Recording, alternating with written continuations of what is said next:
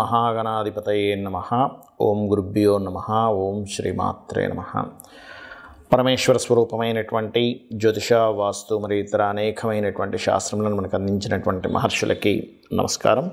హయగ్రీవ హయగ్రీవ హయగ్రీవేతి యో వదేత్తస్స నిస్సరతే వాణి జహ్నుకన్యా ప్రవాహవత్. అరుణాం కరుణాతరంగితాక్షీం ధృతపాశాంకుశపుష్పబాణచాపాం అనిమాదిభిరావృతాం మయూకైః అహమిత్యేవ విభావయే భవానీం. శ్రీమాత్రే నమః. ప్రేక్షకులకి లలితాంబిక అమ్మవారి యొక్క అనుగ్రహం పరిపూర్ణంగా కలగాలని మనస్ఫూర్తిగా కోరుకుంటూ మనం ఈరోజు చెప్పుకోవేటువంటి టాపిక్, మన జీవితంలో ధనం వచ్చేటువంటి మార్గం ఏ రూపంలో ఉంటుంది, మనం నష్టపోయేటువంటి మార్గం ఏ రూపంలో వస్తుంది అనేటువంటి విషయం మనకు తెలిసినట్లయితే జీవితంలో నష్టపోకుండా ఉంటాము, ధనం రాబడి ఉంటుంది. అయితే దీనికి ప్రతి లగ్నానికి స్పెసిఫిక్గా కొన్ని ఉంటాయి. అలాగే అసలు date of birth, time, place తెలియని వాళ్ళకు కూడా ఎలా చేసుకోవాలనేటువంటి చెప్తాను. కాబట్టి ఏంటంటే వీడియో ఎండింగ్ వరకు చూస్తే ఇన్ఫర్మేషన్ అనేటువంటిది ఉంటుంది. మొట్టమొదటిగా మనం ఇక్కడ కండిషన్స్ అసలు ఏమిటి, మళ్ళీ ఇక్కడ విదేశాల్లో ఉద్యోగం చేసే వాళ్ళకి వేరే ఉంటుంది, అవన్నీ కూడా నేను మీకు ఆఖరి వరకు చెప్తాను, చూస్తూ ఉండండి. కన్యా లగ్నము, కన్యా రాశి. కన్యవారికి కనుక చూసుకున్నట్లయితే పర్టికులర్గా ఇక్కడ మీకు ఉన్నటువంటి గ్రహస్థితి, ధనాన్ని ఎవరిస్తారు, ఖర్చును ఎవరిస్తారు తెలుసుకోవాలి. ఏ రూపంలో వస్తుంది, ఏ రూపంలో ఇబ్బంది అవుతుంది, ఏ గ్రహం ఉంటే చూసుకున్నట్లయితే Venus is first priority, money ఇచ్చే కారకుడు, ధనాధిపతి. ఆ ధనాధిపతి భాగ్యాధిపత్యం కూడా రావడం వల్ల తండ్రి యొక్క పొజిషన్ బాగుంటాయి, వీళ్ళు పెద్ద కష్టపడాల్సింది. కొంతమంది లైఫ్ చూస్తుంటాను చూసారా, తండ్రి చాలా మంచి పొజిషన్లోకి వెళ్ళిపోయారండి, ఆయన 4 బిల్డింగ్లు కట్టేశాడు, 6 ఇంట్లు చూసుకోవడం సరిపోతుందండి, వీళ్ళు పెద్దగా జాబులు చేయాల్సిన అవసరం లేదండి అంటూ ఉంటారు. పెద్ద మల్టీప్లెక్స్ కాంప్లెక్స్ ఉంది, పెద్ద అపార్ట్మెంట్ ఉంది, లేకపోతే ఇట్లా ఉంది అట్లా ఉందని చెప్తూ ఉంటారు. ఎందుకండి? బికాజ్ ఆఫ్ వాళ్ళకి ఆ పర్టికులర్ అంశం మీద డబ్బులు వస్తాయి. వీనస్ బాగుంటే కనుక schools, college, beauty related Venus. మరి అదే వీనస్ పాడేయాడు, ఆ రంగాల్లోకి వెళ్ళి పోగొట్టుకుంటాడు డబ్బులు. తండ్రి ఆస్తి ఇచ్చినా కూడా పోగొట్టుకుంటారండి కొంతమంది. తండ్రి డబ్బులు ఇస్తాడు, ఇగో ఈ 10 కోట్లు తీసుకో, ఈ ప్రాపర్టీ అమ్మి ఇచ్చేసి పోగొట్టేసుకుంటారు. అంటే ఏమిటి?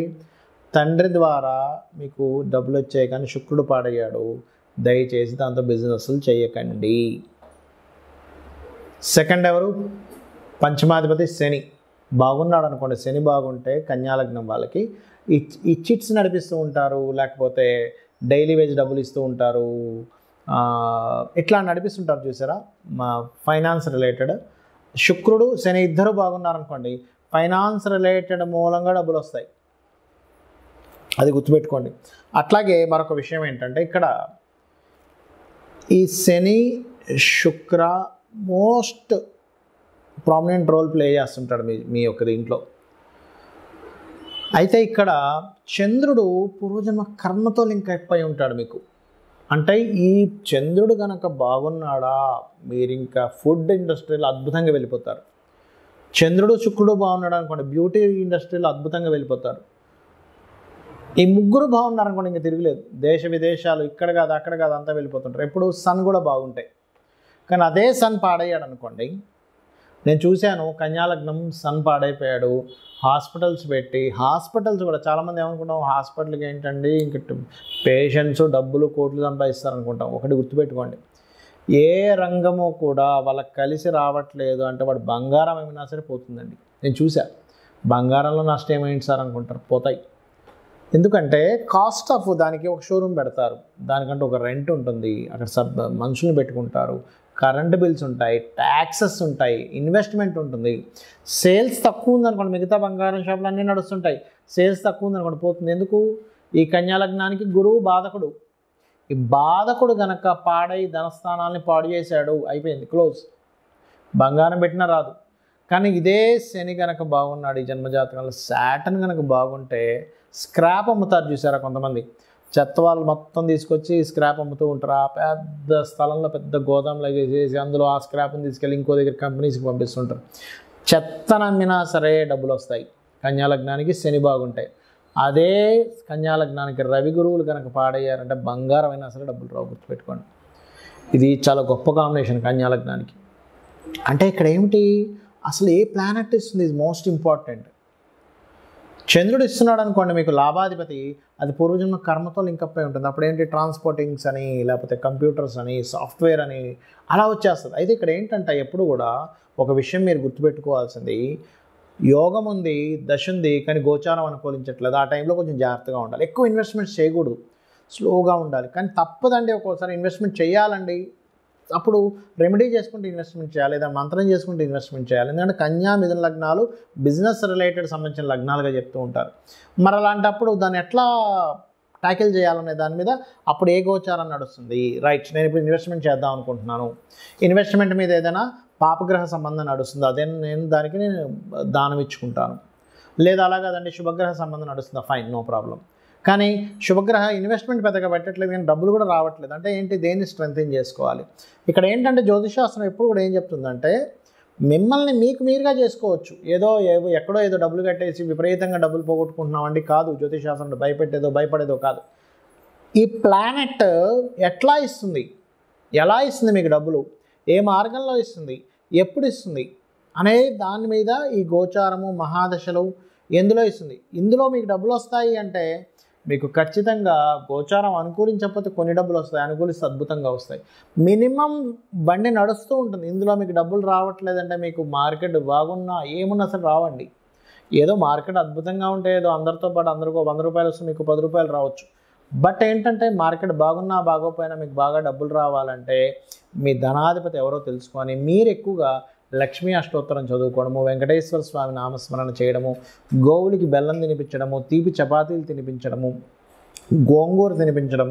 ఇది ఇప్పుడు ఉదాహరణకు కొంతమంది జాబ్ మూలంగానే నాకు రావాలి, నాకు ఈ వ్యాపారాలు ఇవన్నీ కాదండి అన్నాడు అనుకోండి, వాళ్ళు ఏం చేయాలంటే అమ్మవారి యొక్క నామాల్లో ఓం మాణిక్య మకుటాకార జానుద్వై విరాజిత అయిన మహా చేసుకోవాలి. లేదంటే నాకు బిజినెస్లో రావాలి, ఓం ఇంద్రగోప పరిక్షిప్త స్మరతోనా భజంగిక అయిన మహా చేసుకోండి, అన్ని విధాలా బాగుంటుంది. ఇక్కడ ముఖ్యంగా మీకు నేను చెప్పాను, ధనాధిపతి ఒక గ్రహంతో కనెక్ట్ అయినప్పుడు దాని మూలంగా డబ్బులు వస్తాయి. అంటే చిన్న ఎగ్జాంపుల్ చెప్తాను చూడండి. ధనాధిపతి రవితో కనెక్ట్ అయ్యాడు, అప్పుడు మీరు ఏం చేయాలి, రవి బాగున్నాడా, ఆటోమేటిక్గా మీరు మెడికల్ రిలేటెడ్ వాటిల్లో వెళ్ళిపోతే బాగా వస్తాయి డబ్బులు. అది ఆరోగ్యాన్ని ఇచ్చే ఏదైనా సరే. చంద్రుడితో కనెక్ట్ అయ్యాడు, కంప్యూటర్స్, ఫుడ్ రిలేటెడ్. కానీ చాలామంది అడుగుతుంటారు, ఏమంటే నాకు హోటల్స్ పెట్టచ్చా, ఫుడ్, చంద్రుడు బాగున్నాడా, ధనాన్ని కనెక్టివిటీ ఇస్తున్నాడా, ఆ మహాదశ నడుస్తుందా, గుడ్. అలా కాదండి, నేను సెక్యూరిటీ సర్వీసెస్ పెట్టుకుందాం అనుకుంటున్నాను, మార్స్ బాగుండాలి. అలా కాదు సార్, నేను ఒక ఏజెన్సీ పెట్టుకుందాం అనుకుంటున్నా, ఏజెన్సీ ద్వారా నాకు డబ్బులు రావాలనుకుంటున్నా, ఏమిటి, మెర్క్యూరీ బాగుండాలి. కాదండి, నేను పలానా ఒక స్కూల్ ఆర్ కాలేజ్ పెట్టుకుందాం అనుకుంటున్నాను, జూపిటర్ బాగుండి, జూపిటర్తో ధనాధిపతి కనెక్ట్ అయ్యి ఉండాలి. కొంతమంది మ్యారేజ్ బ్యూరోస్ పెట్టుకుని ఉంటారు, లేకపోతే ఫ్యాషన్ డిజైనింగ్ పెట్టుకుంటుంటారు, బ్యూటీ పార్లర్స్ పెట్టుకుంటూ ఉంటారు, లేనట్లయితే ఏదైనా అందమైన వస్తువులు అమ్మేటువంటిది పెట్టుకుంటూ ఉంటారు, కాస్ట్లీ వస్తువులు అమ్మేది పెట్టుకుంటారు. వీనస్ బాగుండి, వీనస్ ధన స్థానాన్ని సంబంధం కలిగి ఉండాలి, అప్పుడు 5th కనెక్టివిటీ కూడా ఉండాలి.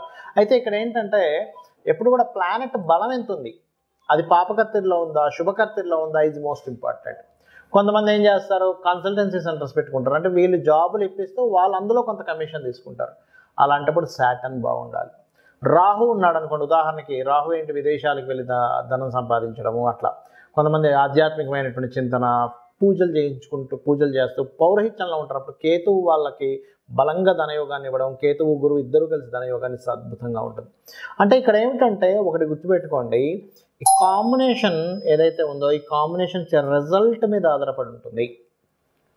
అలాగే 12వ స్థానాధిపతి కూడా పాడైతే ఇక్కడ నేను మీకు ఏం చెప్పాను, ఖర్చులు ఆ రూపంలో అవుతాయని చెప్పాను. ఇప్పుడు మనకి ఖర్చులు వేస్టేజ్ అయిపోతాయా, బాగొస్తాయా అంటే ఈ 12వ అధిపతి బాగుండడం, లేదా 12వ అధిపతి పాడైపోవడం.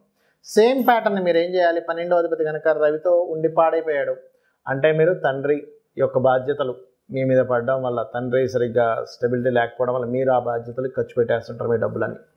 అలా కాదండి, నాకు 12వ స్థానాధిపతి కొంతమందికి ఎట్లా ఉంటుందంటే వ్యసనాల్లోకి వెళ్ళిపోతారు. అంటే అట్లాగా రకరకాల డ్రింకింగ్ హ్యాబిట్స్ అని, లేకపోతే అటు ఇటు పిచ్చి పిచ్చిగా ఖర్చు పెట్టేసేయడం కానివ్వండి, రకరకాల హ్యాబిట్స్ ఉంటాయి. ఇవాళ రేపు మీకు తెలియని విషయం కదా, దాన్ని నేను చెప్పక్కర్లేదు ప్రత్యేకంగా.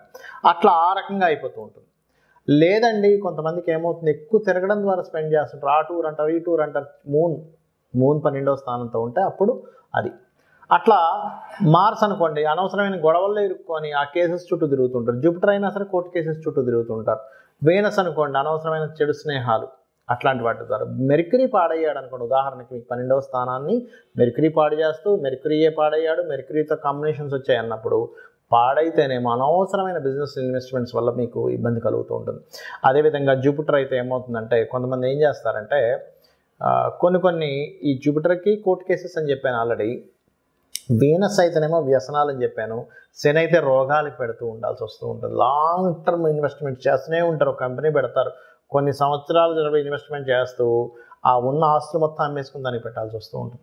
ఆ రకంగా రాహుకేతువులు అయితే కొంతమంది సాఫ్ట్వేర్ కంపెనీస్ పెట్టి ఇబ్బంది పడుతుంటారు. అంటే ఇక్కడ ఏమిటి మరి ఇలా ఉందండి, మరి దీనికి రెమెడీ ఏమిటి? ఎందుకంటే సరే నాకు డబ్బులు వస్తున్నాయి, ఫైన్, డబ్బులు పోతున్నాయి అర్థమవుతుంది, కానీ ఏమిటి రెమెడీ ఏమిటి? It's very clear. మీకు సన్ ద్వారా కనుక మీకు ఇబ్బంది అవుతుంది అంటే సూర్య భగవానుడు ఆరాధన రెగ్యులర్గా చేయండి, మీకు ఖచ్చితంగా బయటపడిపోతారు. సండే మీరు ఉపవాసం ఉంటూ ఉండండి. మూన్ ద్వారా అవుతుందంటే సోమవారం ఉపవాసం ఉండండి. అయితే ఉపవాసాల్లో ముఖ్యంగా మనకి పూర్తి ఉపవాసం ఏకాదశికి మాత్రమే చెప్పారు, కానీ మండే కనుక మీకు మండేస్ మీకు తెలుస్తుంటుంది, మండేస్ ఎక్కువగా ఇబ్బంది వస్తుంది నాకు, ఎందుకంటే జాతకం లేదు. సండేసే నేను ఎక్కువ ఇబ్బంది పడుతున్నాను, సన్ నక్షత్రాల్లో అంటే ఏంటి, కృత్తిక, ఉత్తరాషాఢ నక్షత్రాలు ఎక్కువగా అవుతుంది అన్నప్పుడు మీరు సండేస్ ఉపవాసం ఉండాలి, సూర్య నమస్కారాలు చేస్తూ ఉండాలి. చంద్రుడి ద్వారా వస్తుంది, సోమవారాల్లో నాకు ఎక్కువ నష్టం జరుగుతుంది, ఎందుకంటే ఇక్కడ జాతకం లేని వాళ్ళకు కూడా చెప్తానన్నాను నేను మీకు. అప్పుడు అలాంటప్పుడు ఏం చేయాలి, ఈ పరమేశ్వరుడి యొక్క ఆరాధన, శివలింగానికి అభిషేకాలు చేయాలి, చేస్తూ ఉండాలి, బియ్యం దానంగా ఇస్తూ ఉండాలి, ఆదివారం అయితేనేమో గోధుమలు దానంగా ఇస్తూ ఉండాలి. అదే మంగళవారాలు అవుతున్నాయి అనుకోండి, స్కందుని యొక్క ఆరాధన చేస్తూ కుజగ్రహం దగ్గర దీపారాధన చేస్తూ కందులు దానంగా ఇస్తూ ఉండాలి. బుధవారం ఎక్కువగా నాకు నష్టాలు వస్తున్నాయంటే మీకు ఒక తెలుస్తూ ఉంటుంది, అలాంటప్పుడు ఏం చేయాలి అంటే మీరు పెసలు దానంగా ఇస్తూ ఉండాలి.